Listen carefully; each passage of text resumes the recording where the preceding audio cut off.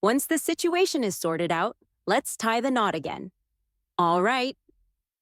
I was chilling on the stone bench in the mansion's courtyard, deep in thought, when Jake dragged Mia in front of me. Just a few hours back, Mia got snapped by paparazzi, rumored to be Jake's side chick. The whole web was digging into her history, labeling her the homewrecker who wrecked the sweet romance Jake and I had. A third wheel, a stranger, Jake's image as a loving hubby shattered overnight, and even his company's foundation started shaking. In my previous life, when Jake handed me divorce papers, I was so pissed off that I ripped up every rose he'd planted for me in the courtyard.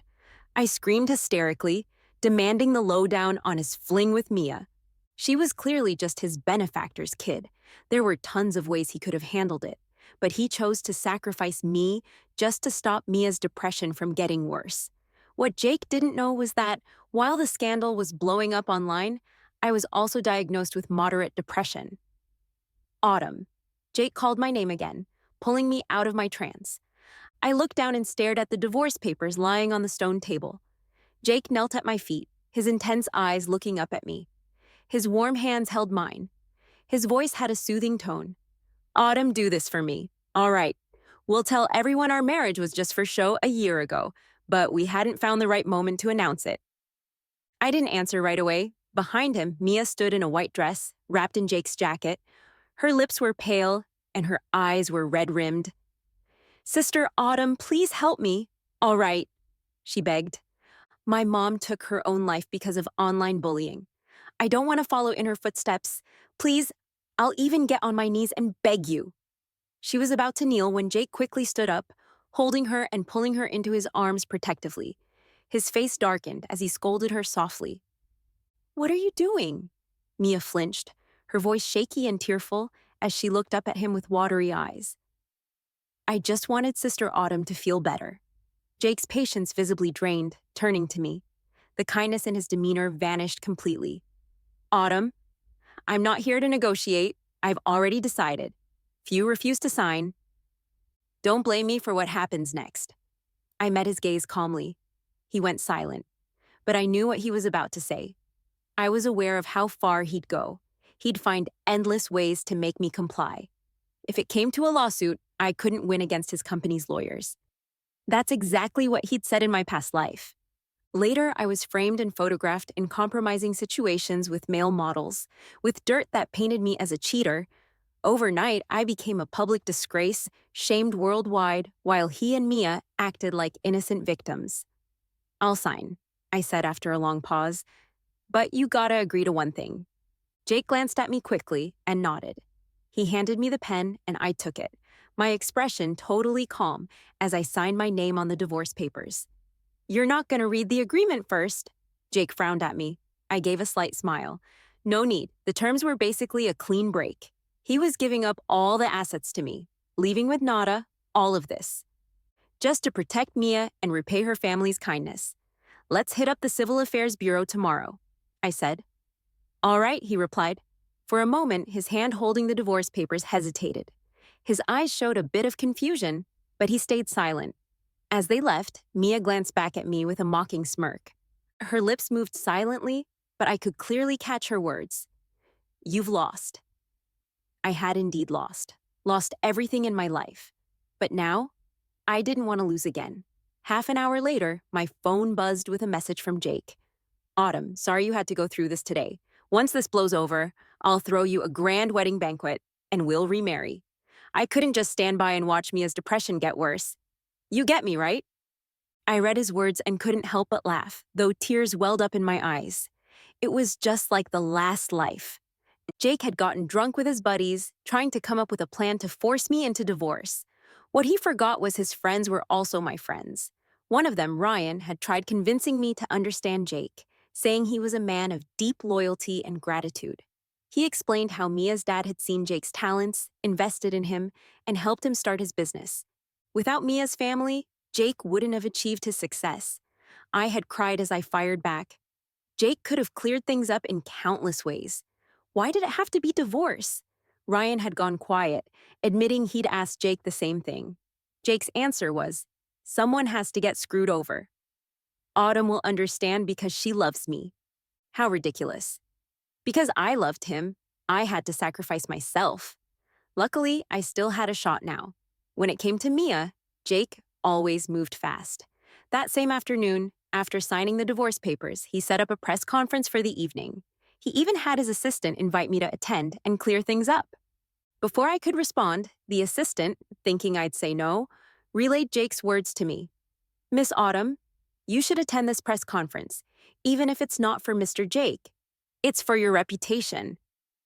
I paused for a moment, then let out a bitter laugh. Jake was threatening me, using the same tactics as before to force me into submission. He wanted to trash me and make me struggle under public scrutiny until I had no choice but to bow down. I never got it. Did Jake see me as his wife or his enemy? This time, he wanted to publicly clear our relationship. And I was no different. The press conference was held in the grand ballroom of the swankiest hotel in town. The invited journalists were all big shots in the industry, and when Mia showed up arm in arm with Jake, dressed in an elegant cheapao, the reporters swarmed around them instantly. Jake instinctively shielded her, smiling as he gently blocked the mics aimed at her. Please, give us some space. I'll answer your questions one by one shortly, he said, his voice calm and polite, looking up. His eyes met mine amidst the crowd of reporters. For a split second, I foolishly hoped he might step in to shield me too. But the next second, he looked away, his expression unchanged, his smile steady. He led Mia onto the stage as if he hadn't seen me at all. I scoffed, curling my lips into a bitter smile. A young reporter, probably an intern, nervously handed me a microphone and asked, Miss Autumn, is it true that you've divorced Mr. Jake? Yes, I smiled, nodding calmly. The intern pushed his glasses up, pressing further. But you and Mr. Jake were high school sweethearts, dated for 7 years, and married for 5. Just last month, he even spent a fortune buying an island and naming it after you. How could you divorce so suddenly? I kept my smile, though it no longer reached my eyes. That island was something he owed me. I replied, to care for Mia during her illness. Jake missed my birthday and didn't prepare my gift. In my past life, I'd been over the moon about the island, only to later find out it was Ryan's idea. Jake didn't even know where the island was. The intern hesitated before timidly asking, Do you still love Mr. Jake? Silence fell around us. Every reporter nearby stopped talking, waiting for my answer. Even Jake, standing on the stage, turned his gaze toward me, his brows slightly furrowing. I met his eyes briefly before turning back to the intern and answered without hesitation, no. The interview didn't last much longer. After Jake publicly clarified that our marriage had been effectively over for a year, he left the venue. Overnight, I became the discarded item in the eyes of the public. Meanwhile, Mia was hailed as the innocent victim of the whole scandal. The interview from that day stayed pinned at the top of social media for days. And the topic kept trending. Jake's words during the press conference fanned the flames. Autumn and I had already planned to divorce a year ago. We were trying to handle it quietly, but now that innocent people are involved, we had to clear things up publicly. Mia isn't a third wheel in our relationship. She's the only person my mentor cares about in this world, and it's natural for me to take care of her. I hope everyone can see this rationally. Fans were quick to twist the story, claiming the reason my marriage with Jake fell apart was my inability to handle even the tiniest flaw. They painted their so-called pure sibling bond as something noble, while portraying me as petty and lacking grace. They said I hadn't learned a single thing from Jake's loyalty and gratitude after 5 years of marriage. The topic kept fermenting for days, making me the villain of the story.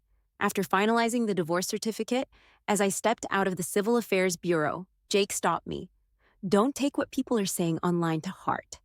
It won't be long before they forget all about it. I paused, unable to hold back a faint laugh. Funny, huh? We're both getting attacked online, but the treatment is so different. Jake didn't respond, but his expression tightened. Autumn in 2 months. It'll be New Year's once the year starts. Let's remarry. All right. He stepped closer, his gaze intense, but I took a step back. Keeping my tone cool as I glanced toward the reporters being held back by security nearby, Jake seemed to realize his mistake and stopped moving. I'm heading back to Harbor City, I said. It's been a while since you've been back. Maybe it's a good idea, he replied. When New Year's comes, I'll pick you up and bring you home. I cut him off before he could finish. Jake, when I agreed to sign the divorce papers, you promised me one thing. It's time you kept your word. Jake's smile froze on his face, his eyes clouded with confusion. I want you to never show up in front of me again, I said with a smile, and as I turned to leave, disappearing into the crowd, Jake stood frozen, unable to process my words. For a brief moment, I saw panic flash across his face, a fear like he was about to lose something he cherished most. It was the same unease he felt when I calmly signed the divorce papers without a fight. Back then, he'd expected me to scream, cry, and make a scene, just like I had in the past. He'd even prepared ways to handle my outburst. But I didn't. I picked up the pen with a calm expression, signed my name, and walked away. At that moment, he felt a fleeting urge to stop me. But in the end, he did nothing, telling himself it didn't matter. Autumn loved him deeply. After all, this was just a fake divorce. He could always make it up to me later, but Mia was different. He couldn't let her get hurt in any way. Years ago, it was Mia's dad who saw potential in him and risked alienating other shareholders to invest in Jake's project. That decision had elevated Jake to his current status as one of the city's rising elites. Before Mia's dad passed away, he made Jake promise to take care of Mia and ensure her well-being. Jake couldn't bear to betray that trust. Ryan once asked Jake, if one day both Mia and Autumn were to fall off a cliff, who would you save? Jake had laughed then, dismissing the question as absurd. I'd save Mia, of course, but I'd also die with Autumn. Ryan had laughed along, but added, what if Autumn doesn't want to die? Jake, you can't use her love for you to keep hurting her like this. If she ever stops feeling your love, she'll lose hope. Second, Jake hadn't taken those words seriously at the time, brushing them off without a second thought. He didn't realize how prophetic they would become. That night, Jake returned to the mansion. After marrying Jake, I had always lived in the mansion halfway up the hill. I was an exceptional artist, celebrated as a prodigy from age 10, when my ethereal landscape paintings captivated audiences and earned me the title of a young genius in traditional Chinese painting. Everyone believed I had an extraordinary talent in this art form and would eventually become a leading figure in the field, and I did. But after our marriage, my own artistic style changed drastically. My works no longer held the same allure they once did. My mentor tried tirelessly to guide me, but it didn't help much. Eventually, I gave up painting altogether, even rejecting the idea of picking up a brush. Jake stepped into my art studio and froze when his eyes landed on the landscape painting on the easel. With just a few strokes, the scene came to life, vivid and mesmerizing.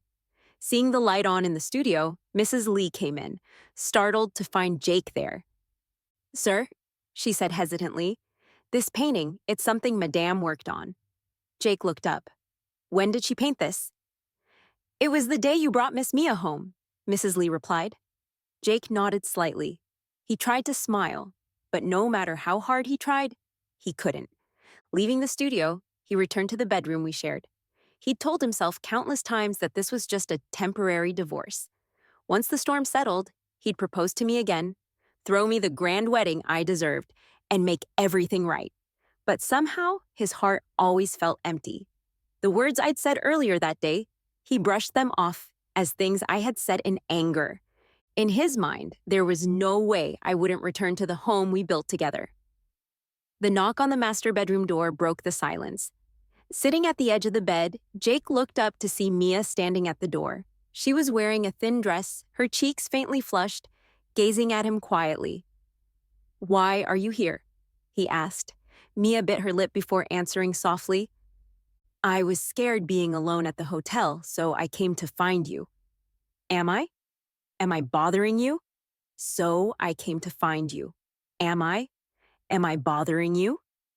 Jake frowned slightly but still said, It's cool. It's late. I'll ask Mrs. Lee to set up a guest room for you. Stay here tonight. As he reached for his phone to call Mrs. Lee, Mia stepped into the room, her delicate eyes filled with watery tenderness, looking up at him. Jake, she said softly, I don't want to stay in the guest room. Is that all right? His frown deepened, his lips parting as if to refuse. But when he saw her reddened eyes, he hesitated. Eventually, his resolve faltered. By the time the plane landed in Harbor City, it was Max who came to pick me up. Years ago, when he was 18, Max had saved a girl only to be falsely accused of assault. He was sentenced to 3 years in prison with a criminal record. No company was willing to hire him. I first met him at an art exhibition. He never spoke to anyone, always keeping his head down. Whenever someone approached, he'd timidly back away. One night, as I was on my way home, I ran into a group of thugs and almost became a victim. Max happened to pass by. I thought he'd turn a blind eye, but he didn't. Without hesitation, he stepped in to save me. Later, I asked him, "What if I had turned on you just like the others?" He gave me a bitter smile and said, "Then so be it." Using my family's influence, I cleared his name and brought the truth to light. The day his innocence was proven, he stood in the distance, looking at me through teary eyes, bowing deeply in gratitude. 3 years in prison hadn't erased his kindness. After my dad saved Max and extended a hand to help him, he arranged for Max to join our company, starting from the bottom.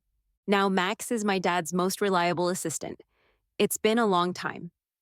"Mississippi," Max said, dressed in a trench coat, casually taking my suitcase. I nodded, my nose stinging with an inexplicable sadness. 5 years ago, when I married Jake and followed him north, Max had been sent by my dad to Country A for an intensive training program. In my previous life, I never saw Max again before my death.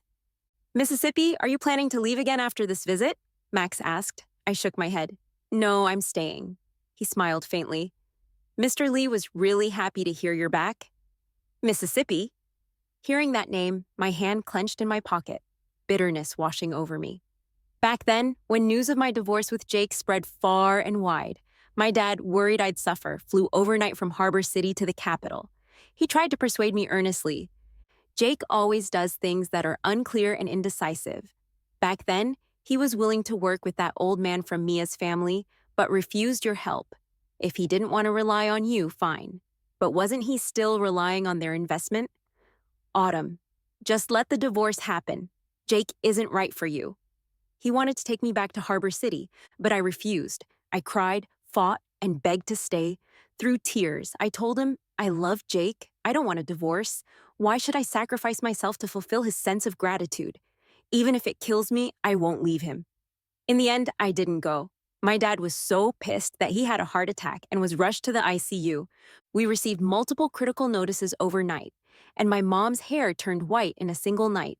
When my dad finally woke up, he didn't say a word to me, but I knew he was deeply disappointed. Even on her deathbed, my mom tried to reason with me. "Your dad has never interfered with any of your decisions, but Jake isn't a good match for you." But I wouldn't listen. I stubbornly chased what I wanted, crashing into a wall repeatedly until it cost me my life. Only then did I realize that I wasn't as important to Jake as I thought. "Are they doing well?" I asked Max. He nodded. "The company is thriving, and both Mr. and Mrs. Lee are in good health." I smiled faintly, meeting his calm gaze. "Thank you, Max. Thanks for taking care of my parents for me." He shook his head. "It's my duty. If it hadn't been for you and Mr. Lee helping me back then, I'd have died in some dark corner a long time ago." The trending topics on social media kept spiraling. What started as rumors of Mia being Jake's mistress had now turned into claims that I was heartless and unfaithful. Yesterday, paparazzi had snapped Max and Mia at the airport, fueling rumors that I was cheating on Jake, which was the real reason our marriage fell apart. I couldn't help but laugh bitterly. When I looked down at my phone, I saw a message from Mia's private account. She'd sent me a photo of herself from last night, staying at the mansion. It came with a message. "Jake invited me to stay overnight. What do you think he'll do tonight? Jake is a responsible man, but now the shackles are gone. Autumn, your husband is mine now." She was clearly trying to provoke me, but my heart was already numb to such things. Max handed me a cup of tea, glancing worriedly at my phone screen before saying calmly, "Mississippi, I'll make sure you get justice for all the wrongs you've endured." I didn't respond to his words. Instead, I asked, "I heard my dad introduced you to several socialites and encouraged you to start a family. Why did you refuse?" Max froze, caught off guard by my question. His hands trembled slightly as he adjusted the teacup, staying silent for a long time. Pressing on, "Is it because of me?" His gaze flickered nervously as he met mine for a fleeting moment before looking away again. Over the past 5 years, although we hadn't seen each other, Max had never failed to send me extravagant birthday gifts. He'd even transfer large sums of money to my account from time to time, practically giving me everything he earned. I'd refused his gestures countless times, but he stayed persistent. One day I called him, and for the first time, lost my cool with him. I told Max, "You saved my life once, and I helped you once. That makes us even. My dad brought you into the company, and everything you've achieved today is because of your own efforts. You don't owe me anything. I'm not your creditor. What you're doing only damages my marriage, making Jake misunderstand our relationship." After that conversation, Max stopped transferring money to me. His gifts became more measured, no longer extravagant. "Max, I've told you before, you don't owe me anything," I said again. He bit his lip as if hesitating, then replied, "That's not why." He looked at me, his lips curving into a faint smile, his eyes filled with sincerity. "I love you, Miss Autumn. I know there's a world of difference between us, like mud and clouds. I've never dared to hope you'd look back at me, but my heart belongs to you. I don't want to deceive myself, nor do I want to hold anyone else back." As Max's words trailed off, I raised my gaze to quietly study him. We were the same age, yet he had matured way earlier than me. When I first met him, he was timid and out of place. Now, he was a pillar of the company and my dad's most trusted confidant.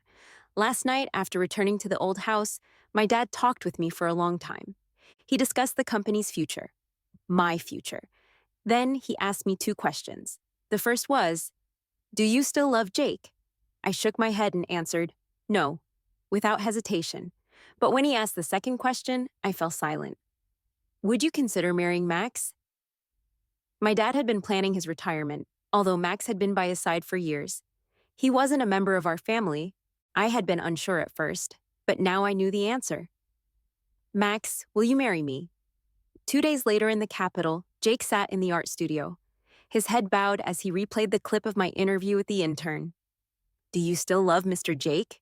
the intern had asked. I smiled and answered no. 3 simple words, yet they left him feeling inexplicably stifled. He'd replayed that moment countless times, as if trying to glean something from my expression but found nothing. Frustrated, he exited our chat window, but as he opened it, he realized our last exchange was from the day I reminded him to meet me at 9 a.m. at the Civil Affairs Bureau to finalize our divorce certificate. He had simply replied, "Finalize our divorce certificate." And that was it. In the past, I had loved clinging to him, sharing every little detail of my life. He'd always responded promptly, but scrolling back through our chat history, he noticed how, over time, it became mostly one-sided. I'd been talking to myself, and his occasional replies were nothing more than okay or got it. He'd been too busy with work at the company. After Mia's dad passed away, her depression had worsened, and she had attempted suicide multiple times. He'd been consumed by trying to manage everything and hadn't been able to focus on me. Suddenly, Ryan sent him a message. "Autumn is marrying Max." Jake shot to his feet in shock, accidentally knocking over a message. "Autumn is marrying Max." Jake shot to his feet in shock, accidentally knocking over a nearby easel. The landscape painting on it fluttered to the floor. As he bent down to pick it up, a medical report slipped out from underneath the painting. He froze for 2 seconds. When he finished reading the report, his fingertips trembled slightly. The patient exhibits severe emotional instability, with recurring suicidal thoughts. Severe sleep disturbances were noted. The patient displayed signs of moderate depression. The date at the bottom of the diagnosis, the very day Jake proposed divorce to me. "Jake, what's going on?" Mia, hearing the commotion, rushed into the studio from the master bedroom. When she saw the diagnosis report in Jake's hands, a calculating glint flashed in her eyes. "May I take a look at that?" she asked softly. Jake said nothing, but his chest tightened painfully. Mia took the report from him without resistance. Flipping through a few pages before feigning relief, she patted his shoulder lightly and said, "Don't worry, Jake. Remember, I'm also a depression patient. You've seen how bad it can get during my episodes, but that day, I saw Autumn. She looked perfectly healthy, not at all like someone suffering from an illness. Maybe she was just too upset and fabricated this report to get your attention." Mia was about to continue, but Jake, suppressing his emotions, took the report back from her hands. He walked a few steps away, his mind racing, before abruptly turning to her. "Starting tomorrow, don't stay in the master bedroom anymore," he said flatly. "If Autumn finds out, it'll cause unnecessary trouble." Mia froze in place, stunned by the time she snapped out of it and tried to follow him, calling out, "Jake!" He had already gone downstairs, hurriedly leaving without even taking his coat. At that moment, Jake didn't care whether the report was real or not, or whether I was truly marrying Max. The only thought in his mind was to find me and bring me back home. Max, on the other hand, had been meticulously involved in every detail of our wedding preparations. During the day, he managed company affairs and supervised the wedding arrangements. At night, he sat in the living room, carefully writing out invitations by hand. "Autumn, you don't need to handle all these things yourself. Let your assistant take care of it. You're already working so hard. No need to exhaust yourself further." I stood at the top of the stairs, holding a cup of tea, looking down at him in the living room. He set down his pen and gave me a warm smile. "No matter what it is, I want to give you the best. Autumn, I know I may not hold a place in your heart, but you've always been at the center of mine." For a moment, as our gazes met, I felt a flicker of emotion stir within me, something I hadn't felt in a long time. "Max, you don't need to feel burdened by this. Just focus on being a beautiful bride," he added with a soft laugh. His eyes, though calm, no longer hid the depth of his feelings. I smiled faintly and nodded, but I hadn't expected Jake to show up in Harbor City. Max and I had just stepped out of the fitting room after trying on our wedding attire when I saw Jake standing under a camphor tree across the street. He wore a simple white shirt. His hair was slightly messy. His face was pale and lacked its usual vitality. His gaze lingered on my hand clasped with Max's before he looked away. Jake forced a weak smile and said, "Autumn, I've come to take you home. We don't have to wait until next year. Let's remarry now." "All right." As he took a few steps toward us, Max instinctively moved to stand in front of me, but I stopped him with a gentle touch, adjusting his slightly crooked tie. I said softly, "Go wait in the car for me. I'll join you shortly. Mom's made your favorite dish tonight. We'll head home together later." Max lowered his eyes to meet mine, his lips curling into a faint smile. "All right." He cast a calm glance at Jake before turning and walking toward the car. Now, it was just Jake and me by the roadside. He instinctively tried to come closer, but I subtly stepped back, keeping my tone gentle. "Mr. Jake, let's keep some distance between us. Otherwise, if the paparazzi catch us, social media will be flooded with stories about how I'm clinging to my ex-husband again. No matter the time or place, I can't afford another scandal. People are always especially harsh on women. The situation with Mia was a prime example. From start to finish, it was Jake who failed to handle things properly, yet, in the end, I was the one accused of being petty and lacking grace." "Autumn," Jake's eyes dimmed as a bitter smile tugged at his lips, though it didn't reach his eyes. "I've asked my assistant to handle the situation on the platform. I'm sorry you had to endure this. I didn't realize how much trouble it caused you." "Didn't realize?" I looked at him and replied calmly, "Jake, if you didn't know how much public opinion could hurt someone, you wouldn't have chosen to divorce me just to protect Mia. In my previous life, after being falsely accused of cheating with multiple male models, I was publicly shamed and divorced by Jake. My career tanked, and I became everyone's laughingstock. Some even mocked me to my face, saying, 'Autumn, after everything your ex-husband put you through, how do you even have the guts to keep living? If I were you, I'd have jumped off an 18-story building by now.' I couldn't sleep at night. I'd sit by the floor-to-ceiling windows, staring at the city lights. I burned down my studio and destroyed everything Jake had ever given me, as if that could somehow erase him from my heart. I vented all my frustration, hating how the boy who once loved me with all his heart had pushed me to the edge. In the end, I slit my wrists. To this day, I can still remember the feeling of my life slipping away, drop by drop. Jake opened his mouth to explain, but no words came out. Eventually, he could only bow his head weakly. "Autumn, I'll make it up to you," he said softly. I couldn't hold back a laugh. I've heard that too many times. After Mia's dad passed away, Jake left our engagement dinner halfway through, saying, Mia's having a problem. I need to check on her.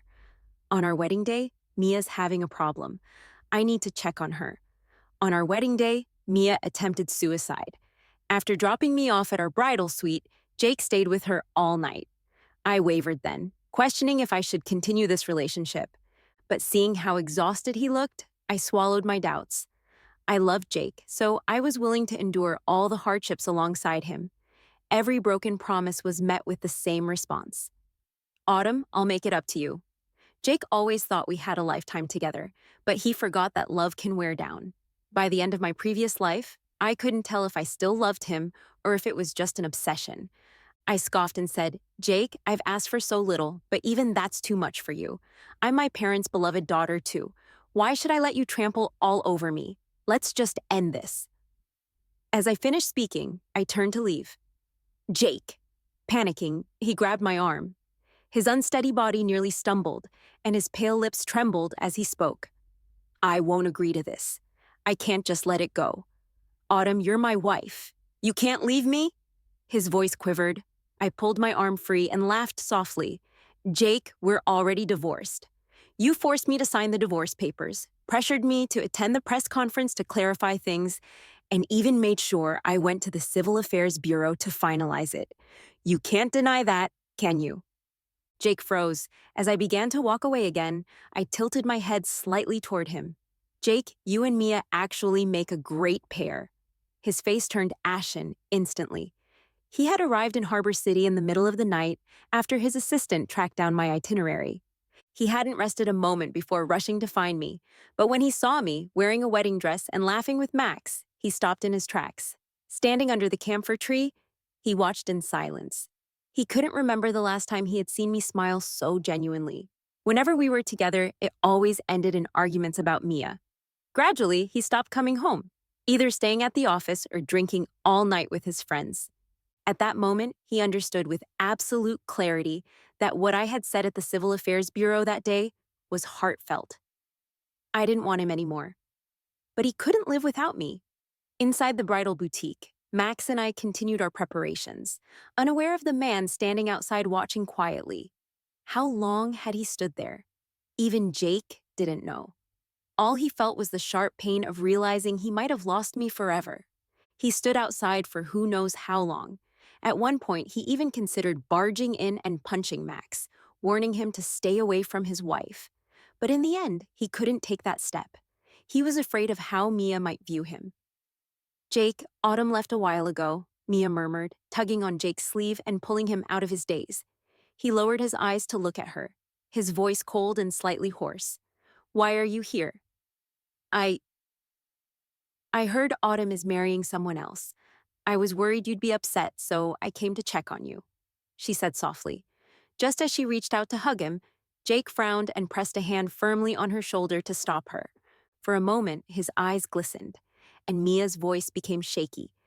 Jake, Autumn doesn't want you anymore, but I do. Let's get married. All right. Jake had never denied her anything before. She had always assumed that after Autumn divorced him, she'd naturally take the position of Mrs. Jake. But now, Jake's expression turned icy. Mia, do you even know what you're saying? I do, Jake. I love you, she said, confessing her feelings for the first time. Jake let out a pale, bitter smile.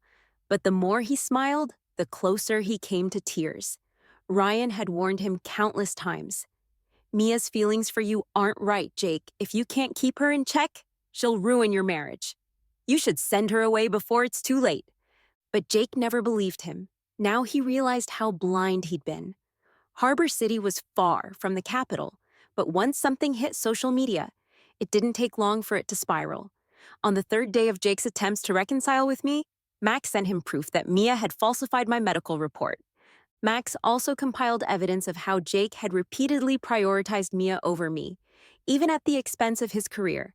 The evidence was released online, forming a damning narrative. Overnight, public opinion became sharply divided, but it no longer concerned me. Some accused Mia of repaying kindness with betrayal, ruining my marriage and causing its collapse. Others criticized Jake for his hypocrisy, questioning why he couldn't repay Mia's father's kindness with money or resources instead of tormenting his wife to the point of despair and divorce. Jake's reputation tanked and his company's stock wavered. Not long after, I uncovered evidence that Mia had staged photos of her and Jake entering a hotel together. She had even hired online trolls to insult herself as a mistress to evoke sympathy. Max released this evidence as well, turning social media into a chaotic battleground. Jake, overwhelmed, reached his breaking point. He planned to send Mia abroad, but after seeing the trending topic, he nearly strangled her to death on the side of the road. "Why did you do it?" he demanded furiously. First, Mia tried to play the emotional card, but when his grip tightened and she could barely breathe, she suddenly burst into hysterical laughter and admitted, "Yes, I wanted to be Mrs. Jake. I wanted Autumn out of the picture. Jake, if you truly loved her, I wouldn't have had a chance to interfere." Jake, consumed by rage, vomited blood on the spot and collapsed. A bystander captured the scene on video, and it quickly went viral online. Jake's company's stock plummeted further, and he was removed from his position as CEO. As for Mia, her reputation was utterly destroyed, leaving her no choice but to leave the country. But fate was unkind. On her way to the airport, she was involved in a fatal car accident. On my wedding day, Max gave me a grand ceremony, with flowers filling the city and fireworks lighting up the night. It became everyone's talk. When a guest jokingly remarked that marrying Max must have been the result of good karma in my past life, Max let out a cold laugh and immediately had them escorted out of the venue. During his wedding vows, Max spoke openly. "I am nothing more than the Lee family's live-in son-in-law. In this life, I belong to the Lee family, and in death, I'll be a ghost of the Lee family." Though my heart might not have entirely belonged to Max, his unwavering devotion to me never faltered. On our wedding night, he held me tightly, as if afraid I might leave or vanish.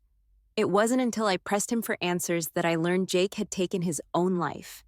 Before his death, he regained clarity for a brief moment. He sent Max the medical report I had left behind in the studio, along with a letter addressed to me. The letter was long, every word drenched in guilt. He described a nightmare he had. In the dream, he forced me to divorce him, and when I refused to compromise, he schemed against me and set me up, sending me to the beds of several men. In the end, I was so desperate that I slit my wrists and ended my life. He wrote that the Jake in the dream didn't intend to drive me to such despair. He only wanted me to bow my head and give in. He never imagined it would result in my death. Most of all, he confessed that he didn't know my illness was real. He swore that if he had known, he would never ever have treated me that way. He wrote about how, in the dream, when he saw the blood covering the bathroom floor, his heart shattered.